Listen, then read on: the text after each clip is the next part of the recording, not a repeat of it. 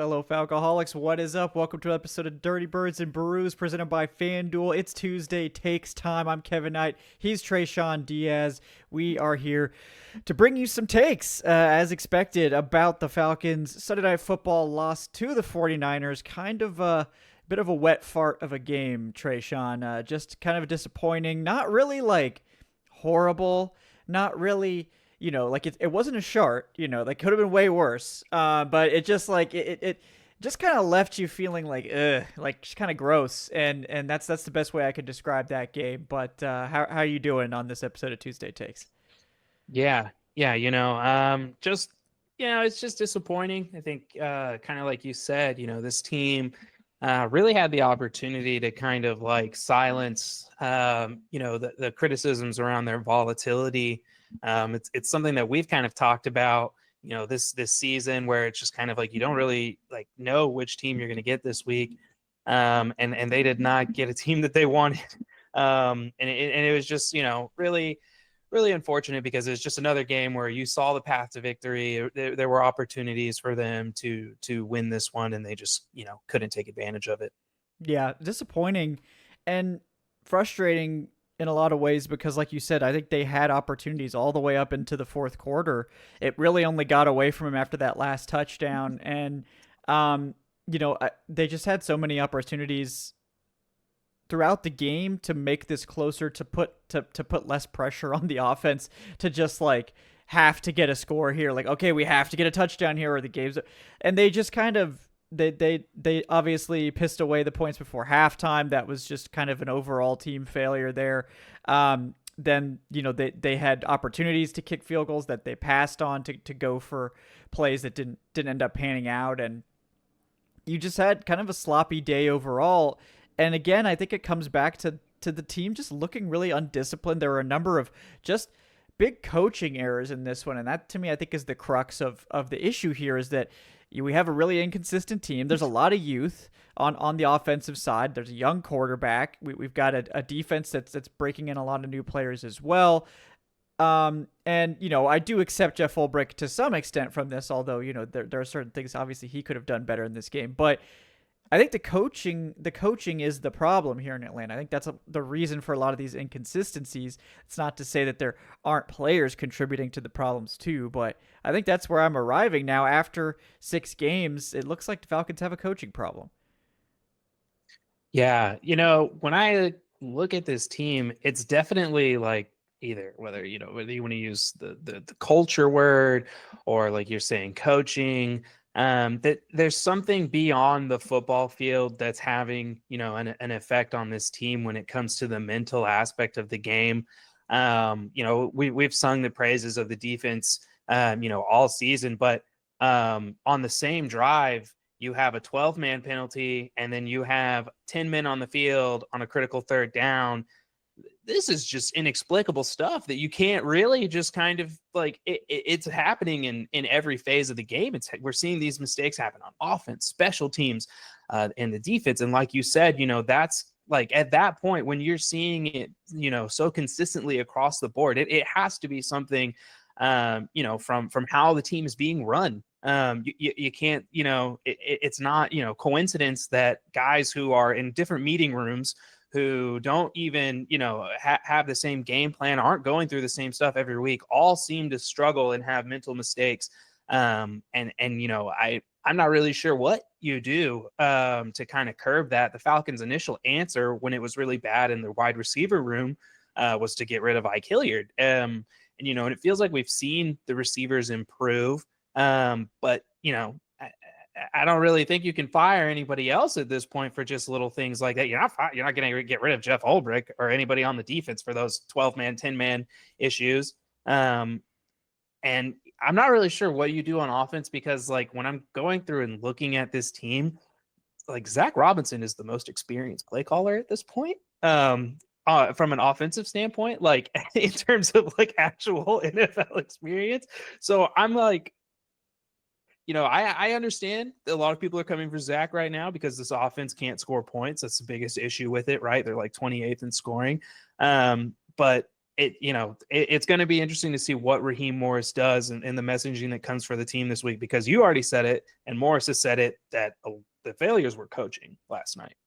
Yeah, and we can start with Zach Robinson because I think he's obviously the biggest lightning rod, and the expectations for the offense not being matched, and it's also frustrating because, again, you see the statistics. You see that the Falcons, if you just ignored scoring, you would think the Falcons were a top 10 offense, because they look like one, but they just don't put the ball in the end zone, and they don't have a reliable kicking game either. So it's really hurt their ability to generate points, where it's like, even if they could have just taken some field goals here and there, they'd be a lot better in the points department. Or if they didn't just miss a bunch of field goals early in the season, like, they've left probably at least 20 points on the field in terms of just missed field goals or field goal tries that they didn't even attempt because they don't trust the kicking game. And it's tough.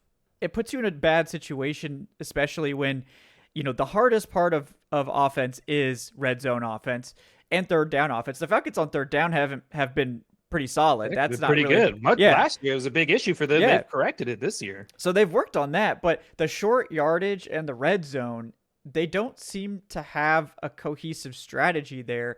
And to me, I think it's part of what Zach is doing, which, let's be honest, this is a weird offense, all right? Like, nobody else in the NFL runs an offense that looks like this. That's not necessarily bad. That's how you sometimes innovate. People love saying that. Like, sometimes that's like positive. And, like, we've praised Zach for some of the wrinkles he's put in, some of the things that we thought, I think were unique and interesting, but some of those things have kind of worn a little thin, or they're being kind of overemphasized. Like, Charlie Warner in the backfield is a great example. Like, when they first started doing that, I was like, oh, that's an interesting wrinkle. You could kind of get an extra pass blocker, and use him in some different ways. That's interesting. I think that's cool. It seems like that's their base offense now, is to just have a tight end just sitting in the backfield. And it's like, I think that is maybe, like, we've gone too far, Zach. Like, we've gone too far. Like, it was cool, and you can roll it out sometimes, but, like, maybe we should have our tight end play tight end occasionally. Like, maybe he should be able to go run, a tight end leak at some point. Also, maybe we should point out that Charlie Warner doesn't seem to have a great feel for picking up blitzers, in my opinion. So maybe not the best guy to have back there in that case. I don't know. Yeah. And there will be film of it hitting the streets, but yeah, there's some there's some decisions that Charlie Warner made in the game last night that definitely led to sacks or led to more pressures. And you make a really good point. It's something that would be really cool as a wrinkle, right? Like, you see it, every once in a while. It's nice, kind of like, seeing a Kyle Pitts screen maybe once in a while. Like, it would once be a game, cool. maybe. And maybe. Like, I think that's kind of something that we've seen from Robinson, is like, something works once and he's like, Robinson grew up watching Madden, like a lot of us, and I know that a lot of people don't remember these things, but if it ain't broke, don't fix it. Keep running that play. That's like John Madden commentary 101. It seems like Zach Robinson really believes in that, and he's willing to run a play into the ground until he feels like, yeah, you know what, I'm done getting 0 yard, 1 yard, 2 yard gains with this. But it kind of takes him like 3 or 4 games of doing it. And the Warner package at this point, I think you said it, Kevin, it's not really adding anything to the offense anymore, because, one, he does not have the ability to chip like Bijan and then quickly get into the flat. So you're losing another dump off receiving option just based on the skill set, and it's easy to prepare for. It's not really doing anything. So, I'm just, like you said, it's just one of those things where it's like, when you look at this offense, they do a lot of things well. They're obviously able to move the ball very efficiently, but the game flow comes up time and time again where there's just these moments where it doesn't really make sense, and it looks like we're either trying to outsmart ourselves or we're getting too cute, as people like to say. I think the play that really drove me crazy last night was the 4th and 1 call, where we've all pointed out that Bijan Robinson was not in on that 4th and 1, which, okay, I don't really agree with that, but you're going to come out with Tyler Algier. That's cool. I did not realize until rewatch that Kyle Pitts was also not in that game. Kyle Pitts was the most efficient receiving target in the game last night, even including all of those paper cut screens that he got throwing. He still had the highest EPA out of any receiver. You can't take both those guys off the field. And I get it. You like that look you got with Drake London on the outside. He should have caught it also. But yeah. It was a tough catch, but it's a tough catch, but it's 4th and 1, man. You running is your strength, and this team still, gets nervous in those short yardage situations, and it's so confusing because earlier in the game, short yardage, we see the heavy pistol package with Algier and as a fullback dive, instant 3 yards, but those aren't the plays that he wants to come back to and hammer. He wants to come back and throw more screens and do some other stuff like that instead. So it's very confusing. Yeah, I think that series is the crux of it, because if they convert there, I think they're very much at least getting a field goal out of that, and that very much changes the calculus at the end of the game. Especially if you consider that they could have had 3 points before the half, quite simply. But a lot of missed opportunities here. But the 3rd and 1, it's like the way they're running this, it's like what the 49ers were doing all game was like, we're going to take away the zone runs. We're going to make sure we're always sending someone to get between the blockers when they're trying to get out to their second level blocks. We're going to make sure we're always sending an extra player. When we see that zone, we're going to send an extra linebacker. We're going to send a safety. Someone's going to be splitting the gap. And so these longer developing runs that the Falcons are running out of the pistol or out of the shotgun, where the running back's got to cover a lot more ground, it gives that defense had a lot of opportunities then to get hands on guys and to redirect guys behind the line of scrimmage because of how long and slow and those runs have worked for this team. The Falcons have run well out of pistol, but in short yardage, I don't think the pistol is really helping you execute the short, especially shotgun running on 3rd and 1. That is, inexcusable. But it just feels like, that they don't seem to have a good play for that, or like a play that they like. And like you said, we saw the fullback dive. Like, you could just run that. Like, and I also, like, we've never been on the whole, the pistol sucks. Like, we can't run pistol. Why are we running pistol? It's not really pistol that's the problem. I think the problem is that you refuse to use under center, like, at all. Like, there are situations, like, you don't have to be an under center offense. If Penix isn't comfortable throwing from under center at this point, like, you don't need to run under center like 10, 20, 30 times a game. But you should be able to get into under center for short yardage plays. Like, condensing the space that the running back needs to go, I think is a good thing for this offense. And what happened to the Frank tank? Where's the Frank tank? Why didn't we even try the Frank tank once? Like, I mean, it's just like, if you have 3rd and short, like 3rd and 1, everybody's doing the tush push now. The Frank tank worked. It worked so well that it scared the Bills, like, to jump off sides. Like, why can't we just run the Frank tank? Like, you got 2 opportunities to get a yard. That play is basically a cheat code. It's being used all over the NFL, and the Falcons are like, no, we're too cool. We're too good for the tush push. Like, yeah, it's going to be banned after this year. We all know that, but like, you should use it. If you better can. Jump in while you can. You better get in on that. And like, we've seen it work. Like, Arthur Smith, tired is the Felipe Franks Wildcat. Wired is the Frank tank, tush push. And just like, their refusal to utilize under center, like, at all is what's confusing me, because it just, you can see how long it takes for some of these runs to develop. And in short yardage, I think that's critical time where your opponent is already stacking the box. They're going to be sending as much as they can after your running back. Like, you need to give them as little opportunity as possible to make contact behind the line of scrimmage. And it's just been this insistence on having the running back really far from the line of scrimmage. And it's I think what's causing a lot of their short yardage issues, where it really shouldn't be a problem given how good they typically are running the football. Yeah. I think, what I take more issue with is probably the run calls themselves. The 49ers, like, they came out and they're like, we're going to set the edge. We're going to force you to run inside, because if you like look at this Atlanta Falcons scheme, they don't do a lot of inside running. They don't do a lot of gap scheme. They don't do, even hardly inside zone. They just kind of sprinkle in duo.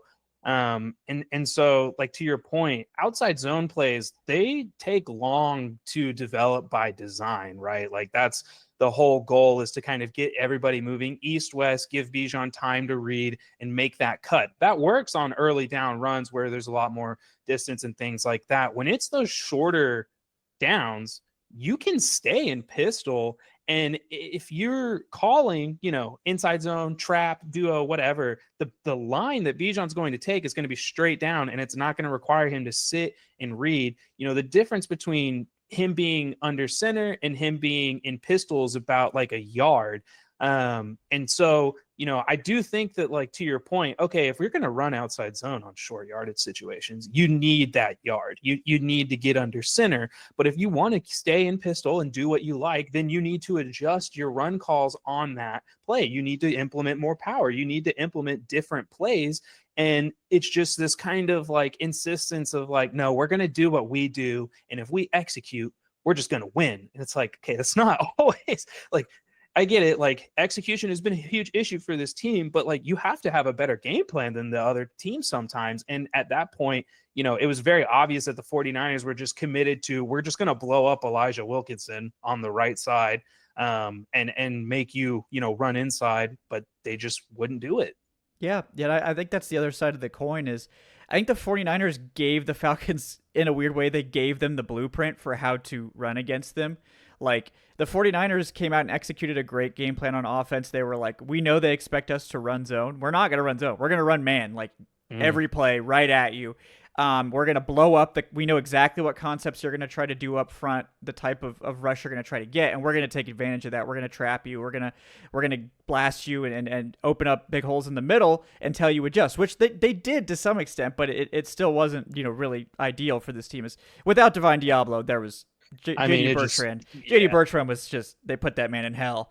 So yeah, we're going to get to that, guys. But like, I don't understand, like, when they've run duo, it's been very effective. We've seen all of these teams that were super heavy zone teams. Like, the Rams are always what we should compare the Falcons to, because Zach Robinson came from the Rams.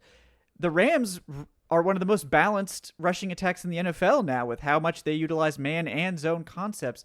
This is the perfect opportunity. They're loading up to stop the outside zone, and they're showing you exactly what to do against that, which is run some gap stuff. Like, if they're gonna send guys through these gaps, especially like the B and C gaps, to try to shut down the outside zone, just blow them off the ball in the middle. Like, you have the interior to do it. We've seen how well they execute duo, and there's just this refusal to expand the running game. And we know they can do duo at least, but like, I don't understand in today's NFL why teams get so committed to just one run scheme, because I think all the best rushing attacks, and the Falcons still are one of the best rushing attacks, there's no doubt about that, but they're so susceptible to teams just sitting on the outside zone, when I think they don't need to be. Like, it's like, okay, if you're going to overcommit to the outside zone, we're just going to blast you up the middle. We're going to keep you on your toes. And it all kind of comes back to, Robinson not really having a counterpunch and being a little too committed, I think, to the bread and butter of this offense. And that's not going to cut it against good coaching staffs. They're going to have to be able to counterpunch in these games, or they're going to get bogged down. The Panthers game is a great example. They came out planning to do one thing, it didn't work, and they just couldn't adjust all game. This game felt very similar. They had more success in this game. I think they really did have a shot to win this game, unlike the Panthers game.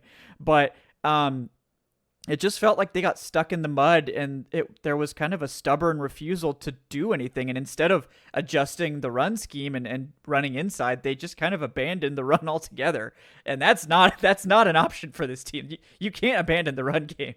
It's not going to work. And we saw that on the last drive, like with no threat of the run, they just ate the offensive line alive on that final drive. There was no chance whatsoever for Penix, and ended up getting hurt on that final drive, as obviously it's just a bad luck play, and probably should have been flagged for going at the quarterback's knees there. But yeah, there was no subterfuge. There was no concern of the run, and the 49ers just ate Elijah Wilkinson alive. Yeah, that's really something. This morning I seen people talking about, well, where are the blitz beaters? Where's the answer to the Falcon? Both those sacks, 4-man rush. It's in a blitz. Clean beat. Out of the 11 pressures they got, 4 were generated on blitzes. it wasn't really like it wasn't really like a issue with handling the blitz, kind of like what the Falcons have been doing to other people. They just simply did not do a good job of disguising their looks and then just like executing their blocks. This was the game where Wilkinson got exposed, and I think it's the injuries finally catching up with this team. We saw fractures against the Bills. And the 49ers obviously saw them too. Most of the stunts they were running came to that side. Both of the sacks came from, pretty much that side. So difficult day for Wilkinson and the O-line. And like I had tweeted this last week, and I was hoping somebody in the building would ask and get a definitive answer or update. But the Storm Norton's 6 to 8 week window whole thing, 8 weeks was last week. Yeah, we're at 9 now. So we're at 9 weeks. Is he going to be activated? Like, what's going on? We hear nothing. And it just kind of feels like DeMarco Hellams all over again. Last year, this was like same situation. He should have been back, late fall, whatever. It didn't happen. We haven't heard anything from him. Troy Anderson now it's a huge deal. Where's Troy? What's going on? Because we mentioned, it was rough watching JD Bertrand in the preseason. Honestly, I think his draft selection saved him being a second-year player, because he did get outplayed by other guys that were here this year. Where's Josh Woods? Josh Woods looked great in the preseason. Josh Woods looked great in the preseason, and I'm honestly at the point, and if you guys have watched this show, this means a lot. I'm at the point where I'm ready to see D'Angelo Malone snaps. That's how. Oh God, yeah. That's how bad it was last night. D'Angelo Malone goated after I think Sunday Night Football or Monday Night Football actually just unlocked his Super Saiyan level, and now he's a starter. So yeah, I'd like to see it. I'd like to see it at this point. More than anything, just really hoping that Divine Deablo can recover. We did talk about this though with Diablo, is that he's missed games every single year of his professional career, and so this isn't abnormal for him. In considering his player history, I don't believe has had any significant injury that's made him lose majority of the season. But he's kind of missed a couple games here and there every single year, and this was like when people were like, well, why even have Troy? Trade Troy, whatever, cut Troy. This is like the whole reason they held on to Troy. Sure, the assumption was that he was going to be back by week 8 of the NFL season, since he's been rehabbing since 2024. But we don't know. We don't know anything about his situation at this point. Yeah, there's definitely going to be questions this week about Troy Anderson, because they're probably going to need him. I mean, Divine Deablo's in a sling. That's not obviously good. So nobody knows what's going on there, but it ain't good. I can tell you that.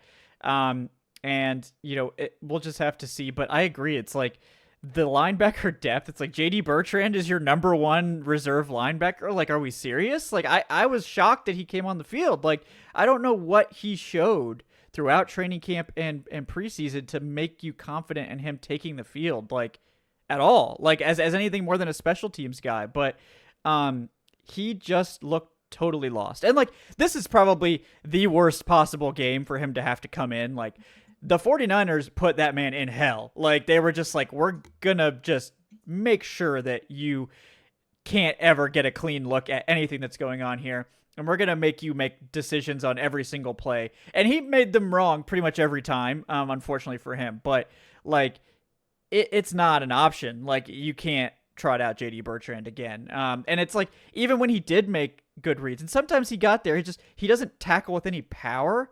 And it's like, which is weird, because that was kind of like something he was able to pop the pads last year. Yeah, he just bounces off. I don't know if it's the yeah. it's throwing off his weight distribution or something. Cap's working too well. It's absorbing and capturing that force instead of inflicting. He needs it to like the wire the force back into like his lower body, and he can like harness the energy that the cap is capturing or something. That's the next step for those guardian caps, perhaps. Yeah. But he doesn't hit, and he doesn't cover, and he doesn't seem to be able to read the offense at all. So I think you have to go to Josh Woods. I don't think there's an option.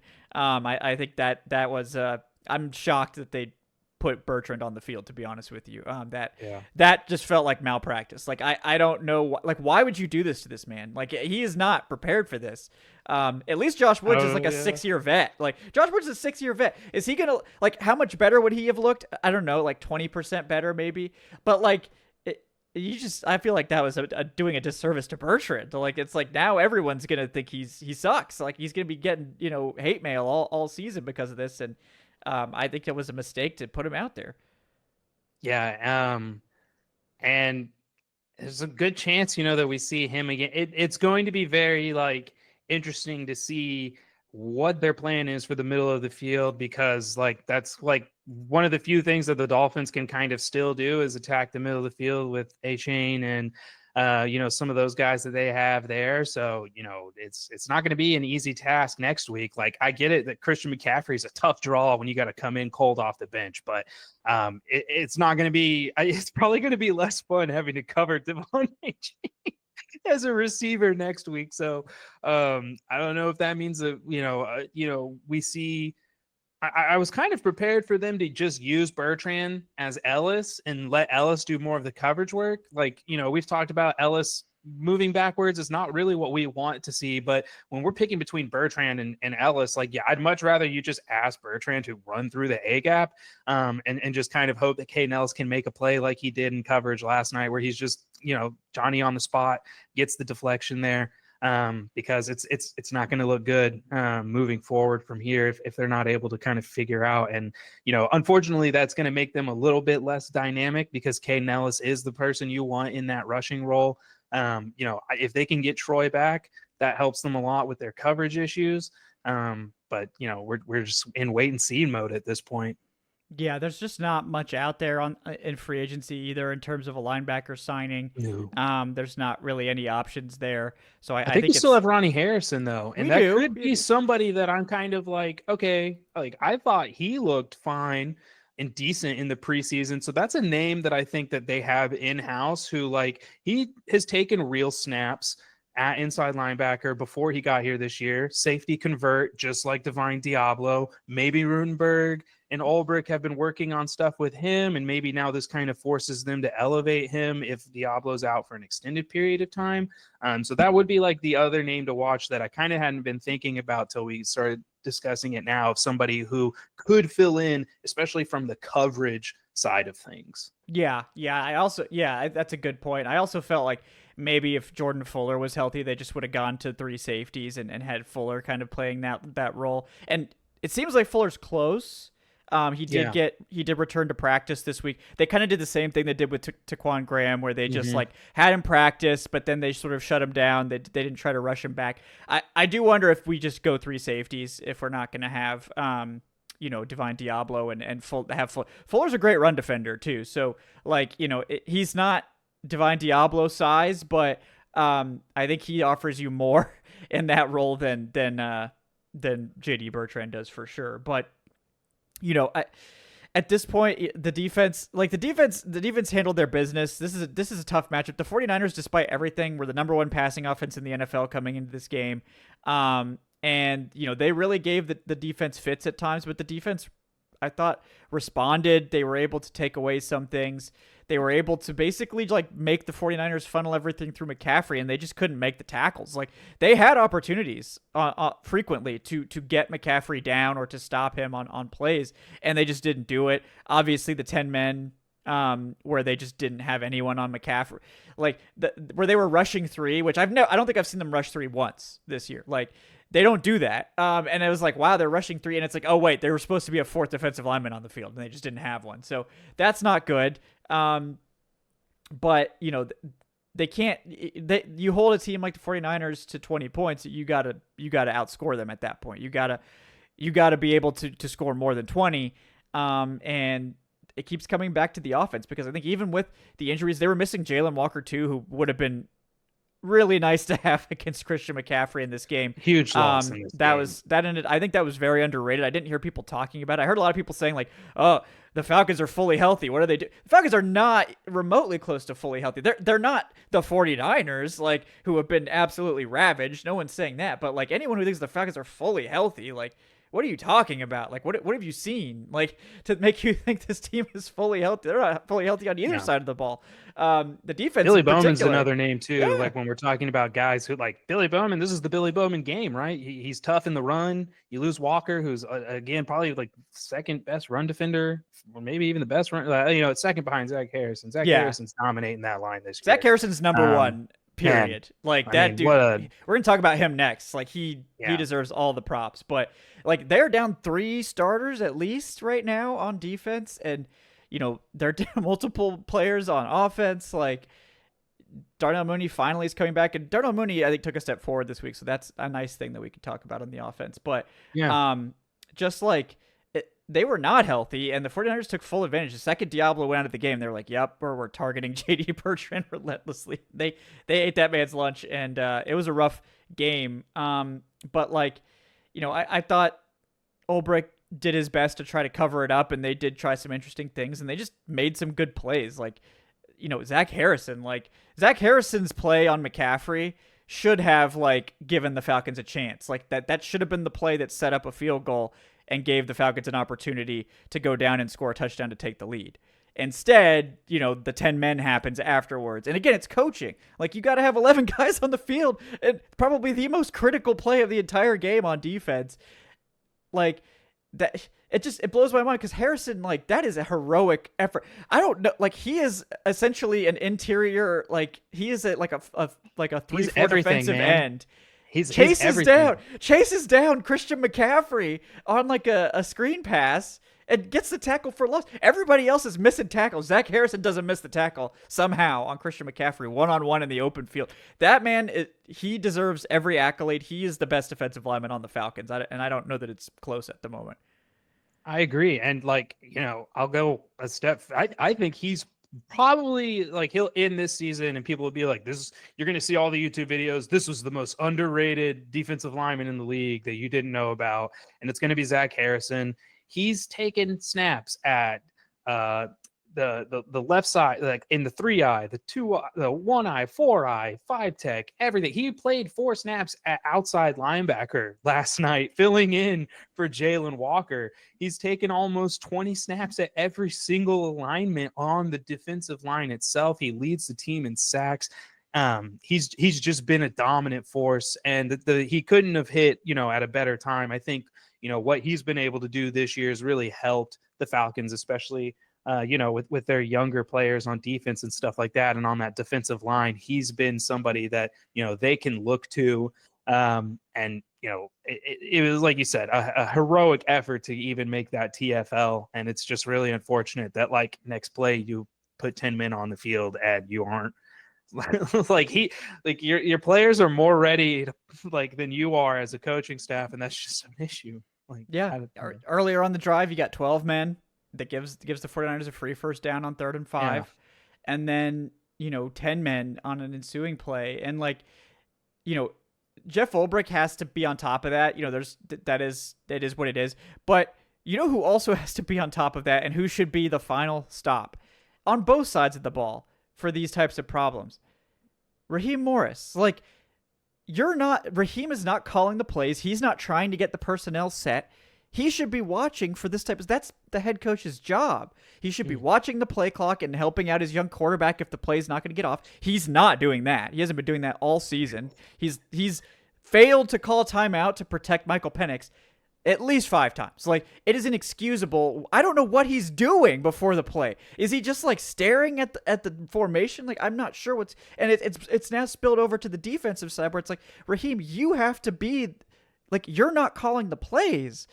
You need to be the one checking this stuff and making sure that things are going the way they're supposed to, that you're in the right set, that you've got 11 guys on the field, that you have the look that you want. And if not, you need to call timeout because you're the head coach and you're not calling the play. You're not I give a small pass to Jeff Ulbrich because he's doing a lot of stuff. He's not anyone who thinks the DC should be counting the players on the field. That's he doesn't have time for that. They got to get the call in. They got to get guys lined up. They got to make substitutions.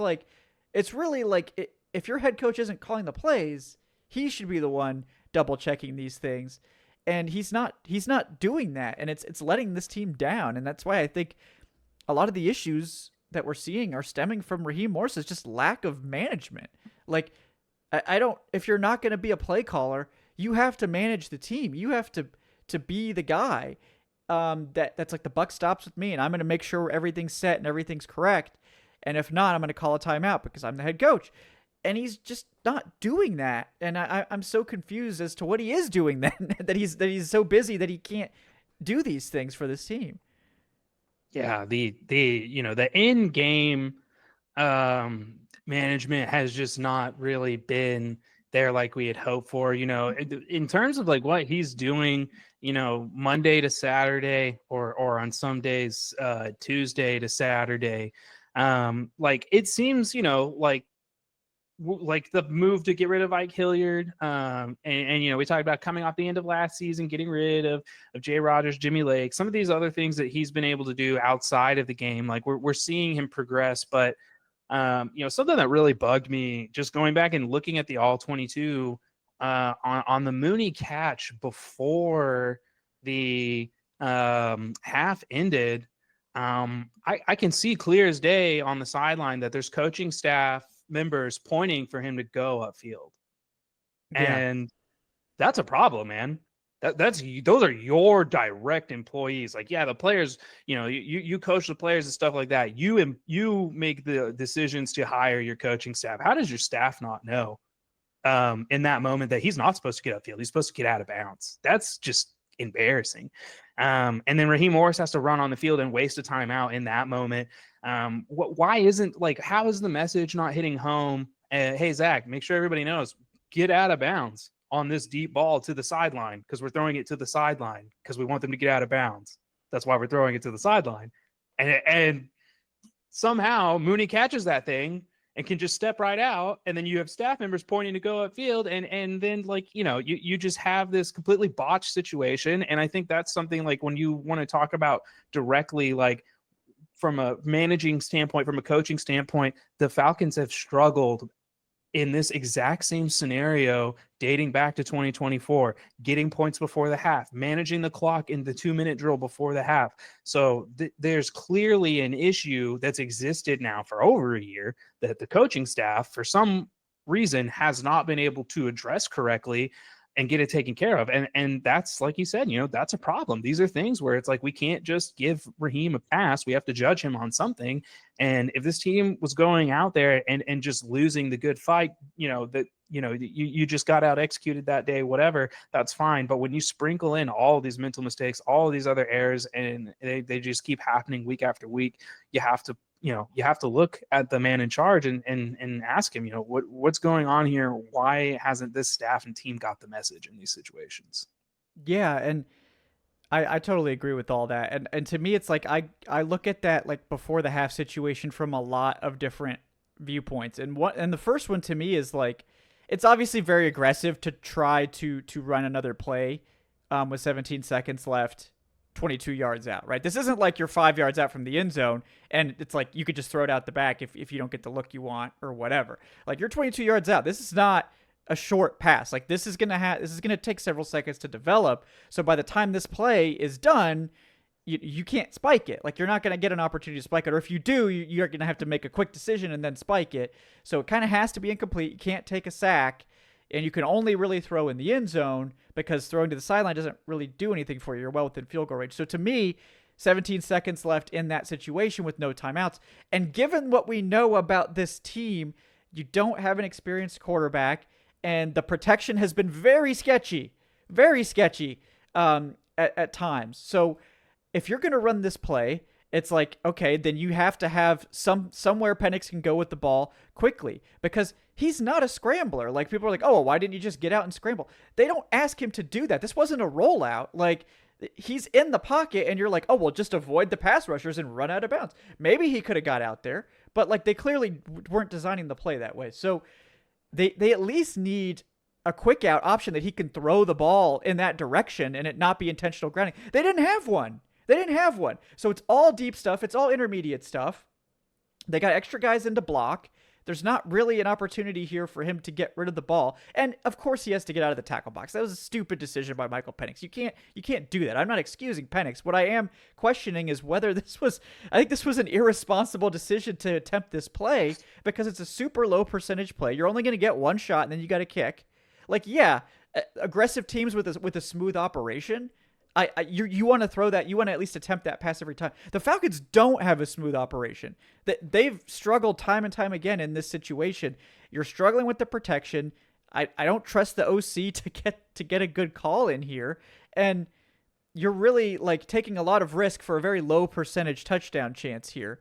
And to me, it's like I disagree with running the play at all. I know that seems cowardly, but it's like, what do we know about this team? They've struggled to get points before the half. They haven't played this situation correctly time and time again. At a certain point, you might just want to take the points. Like, you might just want to take the points. Like, it's like if you had a timeout, it's a completely different story, because you could take a sack where they were and still have a relatively makeable field goal, like all that. But you blew that opportunity because of Darnell Mooney's decision, which again is another reason why I'm like, I can't trust these guys to get out of bounds. I can't trust these guys to do the right thing. They're not handling this correctly. So I don't agree with going for it at all there in this scenario. For most teams, I probably would say we should go for it. But with these guys, I don't trust it. And I think that's a big issue here, is that they act like they're this smooth operating offense with a veteran signal caller that can handle these situations, is not going to make big mistakes. And I know we all want Penix to be that, but he's not that yet. And they operate like he is. And I think they're doing a disservice to him too, putting him in that situation. Yeah. Yeah. It's tough just not, getting to have, that timeout in that situation. And I completely understand like what you're getting at here. Like from a results standpoint, like there's things that like you simply have not been able to do. But, at the same time, I think that you have to be able to do those things. And like the only way to do them is by repping them and by actually going through. I think you pointed out the real issues with that play. One, like I looked up Michael Penix's like ADOT on pressures, like on average depth of target when he's pressured. And let me, it was something like absurd, like 19 yards. That's not 19.4 average depth of target when under pressure. That's nobody else in the league is doing that. Like that's not how you attack pressure. So like you're saying, we don't have anything for him in the middle of the field or anything really in the intermediate zone. The other thing that's starting to just kind of worry me a little is that Penix looks jittery. And I don't like the play call that was there, but he had so much space on his right and he had so much grass where he could have easily just gone to the right on that play. And maybe he still has to throw it away. Like, maybe the design of the routes still aren't good enough. They aren't able to, turn around and play backyard football because again, time is a factor here. You don't have your timeout. But it was just a really, really tough play all around to look at that. And it kind of goes back to like your main point where it's like, you've shown as an offense that you can't do this, and that's a problem. This is where good offenses like make their money. This is where they have to win. They have to be over 50% from a success rate standpoint. And the Falcons just aren't there. I think the solution for that is one, like you said, play smarter football. Don't waste a timeout. And two, make things a little bit easier for the quarterback in that situation if you are going to take a shot, because you didn't do him any favors at all. Yeah. Bottom line is Penix can't make that mistake, right? Like that's inexcusable. That's you learned that in college, right? You can't do that. You can't have the runoff. You can't just. You have to get out of the tackle box. Like, you can't just run backwards, man. And I think it all comes back to, like what you were saying. He looked jittery. He looked like he was off his spot from the very beginning in this game. The 49ers were doing things that they were not expecting. They didn't really seem to have a counter punch. And, it just wasn't good. And it's like, I don't get, like you said, like there should be options. And like, it seems like their only options for pressure are like screens, or like just dump offs to Bijan, which typically that's a good option. You just have to have more in your tool belt. But there's nothing over the middle. It's like if it's not a slant or some longer developing thing down the middle, there's no tight end just sitting down. There's no like 5-yard spot route, or I'm getting the stick. Like they don't run any sticks. Like it's a ton of choice routes, man. Yes, and I think that's really what's starting to burn them. That's a lot for a young quarterback to manage all these choice routes everywhere. Like they're treating Penix like he's a veteran starter. And like it's great they think of him like that, but like don't make him do this. Like you don't need to do this to be a good offense. You can have choice routes with Bijan, apparently, because he's just somehow able to manage that as a running back. Very few running backs can do that.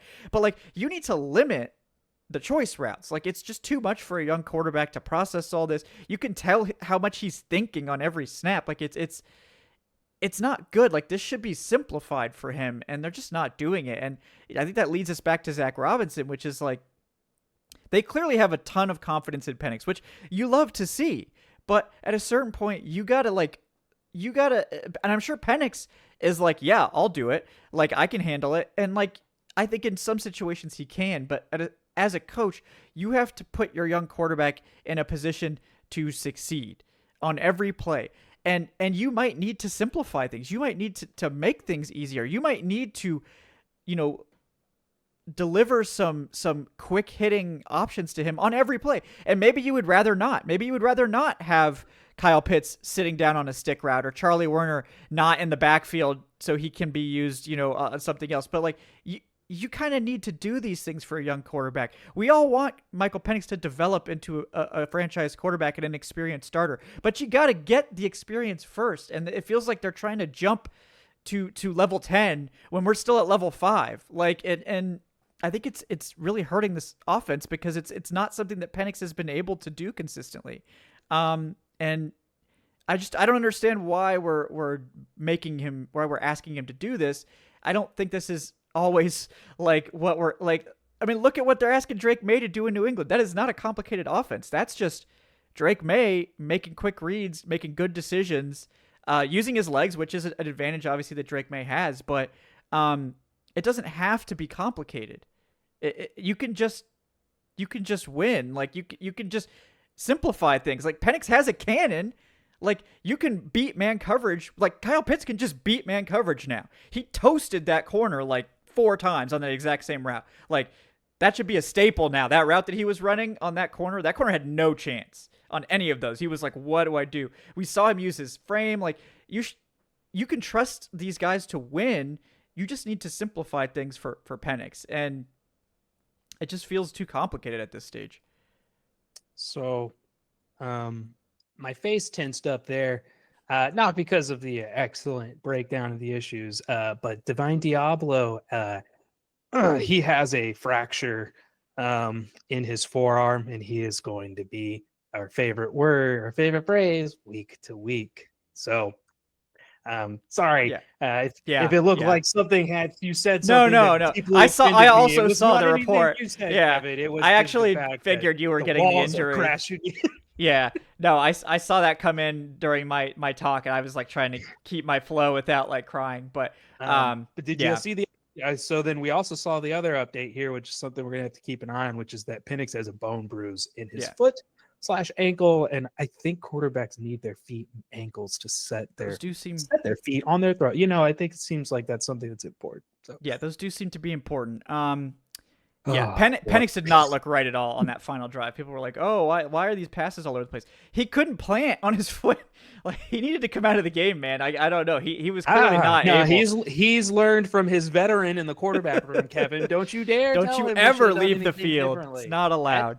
He learned from the best. Okay? Yeah, you don't let your backup come in and touch the grass. Kirk Cousins is proud of that. Yep. Let me tell you. That was clearly he clearly saw how well that worked out for Kirk Cousins. So, but yeah, I wouldn't expect Penix to miss time necessarily, but yeah, that injury can vary a lot in severity. It's really a pain management thing, so we'll have to see how that goes. But yeah, I mean, if Penix can't plant, obviously that would be a big problem going forward. So, Um, and look, if you had to have Penix sit a game for the injury, this is probably the one that you're feeling like, yeah, we could probably have Kirk Cousins come in for this game, like against the Dolphins.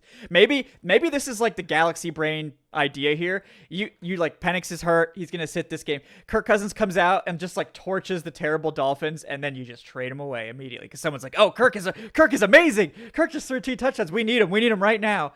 Oh, Ship him God, right out. I'm not ready. It's the perfect scenario. You get Kirk out there against the cupcake Dolphins, let him roast them, and then trade him away right there. So yeah, Problems solved. all of our problems are solved in one fell swoop. Thanks to the Dolphins here. But yeah, that's rough. We'll have to monitor that as the week goes on. But yeah, I don't know what they're gonna do about Divine Deablo. So. I don't think we're gonna like we said earlier, we'll see what they do. We'll see if Ronnie Harrison gets an elevation. We'll see if we get Malone played more inside. It's going to be a rough week for Bertrand in the film room, but this defense, still for as rough as it got last night, did not really surrender didn't surrender a touchdown. Like they surrendered like one without Deablo, I think it was. And so it still did a really good job at kind of like, bending, but not breaking. And we definitely don't want to like make it seem like the offense couldn't have won that game or anything like that, because like we've said this whole show, that was still a very winnable game. The defense did enough, in my opinion, and gave the offense multiple opportunities to come back, to respond and take the lead. And they just, weren't able to do it. At some point here, I think we're going to have to really like talk about like, what's the point of Parker Romo being on this team if we're never going to kick anything beyond 50 yards? Because I mean, you saw like the 49ers last night with Pinheiro, like you see multiple 50-yard field goals. You see these things that you have to do in games where you grind it out. Like these are the games where it's like, you can't just go for it on 4th down and then just like not get any points out of it. Just turn the ball over or flame out. It's starting to become, it just makes everything harder for this offense without a functioning kicker. Yeah. It does, and they can't allow that. Like if you can't trust him, you have to go to Ben Sauls or somebody else. I know it's not ideal, but you know what else isn't ideal is not being able to kick.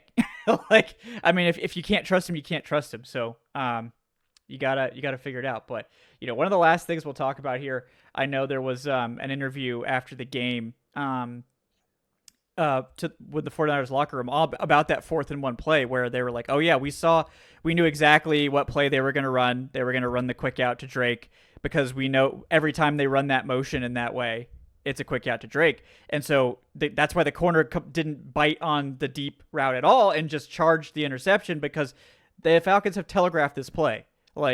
And it's like, it just is what it is, right? Like it's not creative. They just go to the same plays over and over again, and it's like the NFL's too good. They have entire staff members just dedicated to grinding the film, looking for tendencies to pick out. And the Falcons are doing this too on defense. We've got to switch it up. You have to iterate in this league. You can't just rest on your laurels. You have to make changes. You have to expand the playbook week after week throughout the season, or you get a Cliff Kingsbury situation, right? Where you just, by the time December rolls around, your offense falls apart because you're just stuck in the mud. And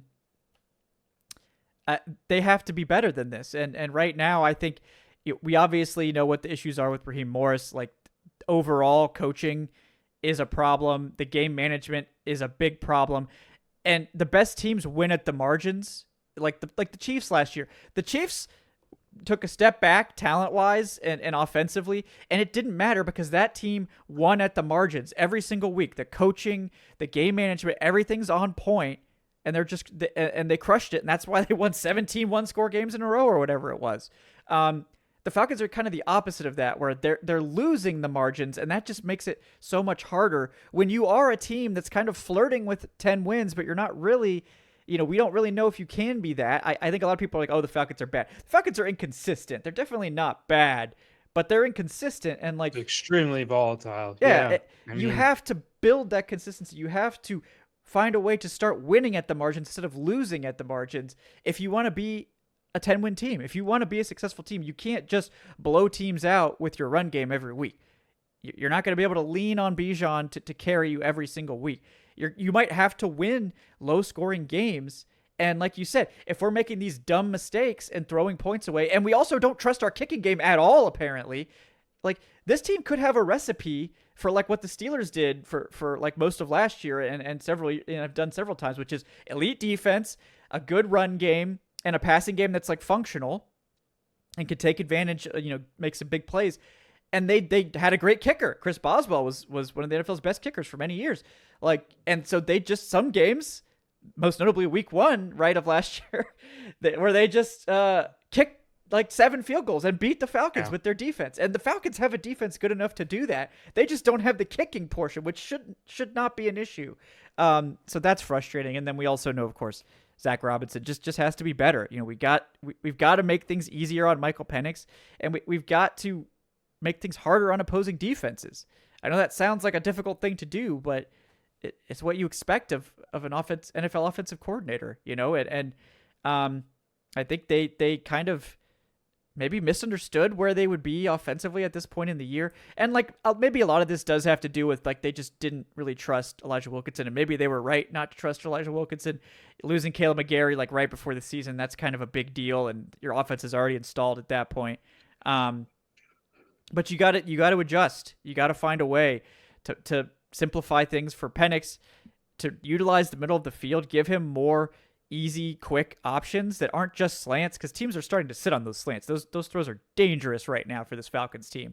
And the quick outs too. Like we've already seen them teams pick them off, and apparently the Falcons telegraphed them. So it's just not good enough. It's not good enough from the head coach. It's not good enough from Zach Robinson. And yes, Jeff Ulbrich, he had obviously a hand probably and the defensive penalty issues like late in this game with the subs and 10 and 12 players. But like Jeff Ulbrich is the miracle worker right now. Like, yes, like he needs to do better there too, but like at the same time, it's like he's the one keeping this team afloat. Like, so I kind of don't have too much criticism there other than like, yeah, you got to be better. But just feels like we're stuck in a situation where we can't trust the coaching staff, and it's just, we shouldn't be here in year 2, right? Like year 1 with a new coaching staff, a new regime, except for the general manager. It's like, yeah, there's going to be some inconsistencies. Year 2, we should be past this. And it's really, really concerning that we're now entering week 8 and all of these inconsistencies are still here. Yeah. I think that's really what is frustrating, is that we've, we try not to get overly critical because, development isn't linear, but we really just aren't seeing this team, outside of third down conversion rate. They haven't really resolved most of the issues that they had on offense last year. They were bad in the red zone. They were on the lower end of scoring. They were still good at moving the ball last year, but they didn't use a lot of middle of the field concepts. They didn't utilize a lot of play action. And so, at this point, it's kind of clear. You talk about Jeff Ulbrich came in, made sweeping changes, right? We're not running close to the same offense last year. Sure, on the back end, it's still a lot of zone, but now it's matched with a blitz heavy scheme. This year with Zach Robinson, it's pretty much just same offense. Now it's Penix, and we think that he's just, he's just light years better than he was last year because it's year 2 and he can just execute whatever we're going to call. It doesn't really feel like there's been any like legitimate effort to change or mix things up that has this offense pretty much stuck in the same place that they were in last year, and it's a team that has a lack of game flow, very volatile, and now we've sprinkled in O-line injury issues, and it's just kind of a recipe for disaster. Yeah, and Raheem just put out a quote that I think really sticks with me about this game in particular, where he said, we like the way the 49ers play. We stole it from them. They came out there and out-Atlanted us. And it's like, yes, like the Falcons went in there and tried to beat the 49ers at their own game. which is always stupid. Like you shouldn't play a team on their terms, right? You shouldn't go in there and try to do what a team does better than them. That's usually not a recipe for success. The 49ers used that to their advantage completely. They knew exactly what the Falcons were going to run on offense and shut it down. The Falcons didn't adjust, and they knew exactly what the Falcons were going to run on defense. And they did enough to win the game there. The Falcons did eventually adjust and were able to kind of stop the passing game, even though the run game was a problem all night long. Like, again, it's like this is what we're talking about. Like you can't. Why are you going on the road to San Francisco, who's 4-2, whose system works really well, and they're kind of the architects of it? Why would you go in there and expect to be able to beat them at their own game? I don't know why that would be your strategy. Like, again, I think it speaks to kind of the way this team just gets too high on themselves after a win, like a big win. They're like, oh yeah, we could definitely go into San Francisco and spank the 49ers by running the ball and like playing, this type of defense because we're just better than them. It's like, it doesn't seem like you are. It doesn't seem like you are. So maybe next time try to do something unexpected. Try to take advantage of teams' tendencies and things like that, and don't just try to go in there and bludgeon them to death with your basic offense that they've seen and played against and scouted and practiced against basically since the beginning of time. And it's kind of bold to me that you would go in there and think that would be a great advantage for you, and just kind of speaks to it. So any final thoughts, Tre'Shon, before we wrap up? No final thoughts. I would say, coming out of this loss, the season's not over. Team's 3-3. But you kind of have to accept that a 3-3 team usually means that they're pretty up and down, right? Like they're right at 500. This is probably a team that's going to flirt and be around 500 for most of the season. And I think like we targeted them needing to hit 10 wins to have the best chance, at making the playoffs, and that's only 3 games above 500. So it's not, totally out of the question. They have the Dolphins next week. That should be, we're not trying to overlook an opponent or think badly of them, because we know that this team can play down to the guys across from them. But they just have to get back on track, try to limit the volatility. And that's really all that they can do. Yeah, you raise a good point there. Falcons, 7.5-point home favorites over the Dolphins at this point. So that it's pretty big odds in the NFL. Quite a line. And like again, off the game that just came on. Yeah, it seems like people aren't overreacting to this game. They've kind of seen that the Falcons do this. So we'll see. But yeah, 7.5-point underdogs per FanDuel here. So we'll see, how that looks. But guys, thank you so much for joining here on Tuesday Takes. Rough game, but like Tre'Shon said, 3-3 is about what I think that's what we were hoping for, because this stretch looked very difficult on paper, and I think a lot of folks probably would have had them under 500 at this point in the season, with the hope that they would kind of run up the win total over the next 4 weeks. That's not exactly what the schedule looks like now. The Falcons have actually played the number 1 strength of schedule so far, and it's not lightening up really until later in the season. But they do get the Dolphins. It's a chance to reset, maybe get above 500 going into another really tough 2-game stretch against the Patriots and the Colts. Obviously, Patriots aren't unbeatable, but the Colts might be unbeatable. I don't know. They look pretty good. But guys, again, thank you so much for joining us here on Dirty Birds and Brews, presented by FanDuel. He's Tre'Shon Diaz at Trey3Shon. Check out all Trey phases. I know Tre'Shon's working on another fresh film review there, so go give that a listen. View over on the YouTubes. He's also at Trey3Shon on the Twitters and Tre'Shon.io on Blue Sky. I'm Kevin Knight at Falcaholic. Kevin, like, subscribe, leave us a 5-star review, all that good stuff. We will see you guys on Wednesday for Falcaholic Live. Until next time, guys, enjoy the rest of your Tuesday. We'll see you again here. Until then, have a great day, folks. Thanks.